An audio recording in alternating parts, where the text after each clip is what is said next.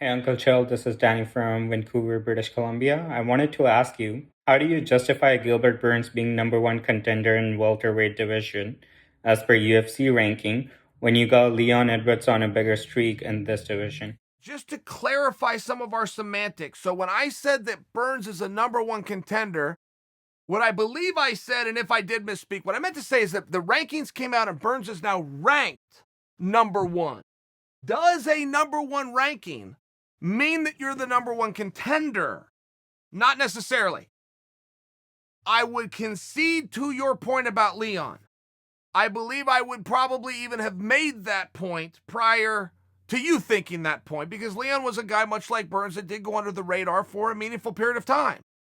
To answer your question, though, absent Leon, okay, I think that Burns all of a sudden starts to be a better option. When I'm talking about absent Leon, Leon is in the UK and just can't get out right now. Flights just aren't coming.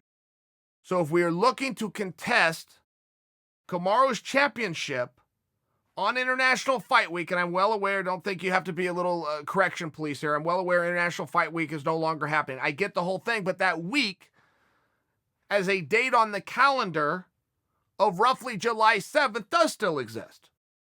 So if we cannot get Leon here, or at least have a reasonable expectation we can get him here, we cannot build a fight in this short of time.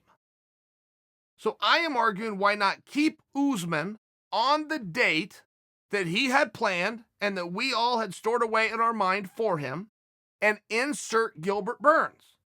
I'm also aware there's some other very good pieces. It looks as though Masvidal was going to do that, but now it appears that Masvidal is going in a different direction. Colby is training hard, but he's also keeping his mouth shut for what's next. So I don't think that it's a world title fight rematch. Guessing. And I just think as you start to look at the pieces, Maya slid a little bit. Till left the division.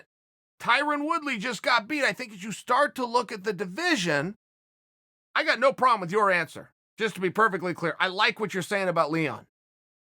But if you have to go to what I'm saying, which is we're going to make a decision in the very near future based on the information we have now, then we have to have the information that Leon just simply can't get to the apex. Does that mean Leon can get to Fight Island? Look, maybe there's some more pieces of this puzzle we don't have.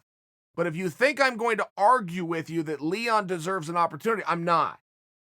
But I would also be surprised if you argued with me and told me that Gilbert Burns didn't deserve the opportunity. It appears that we have some great parity, but we also have some depth.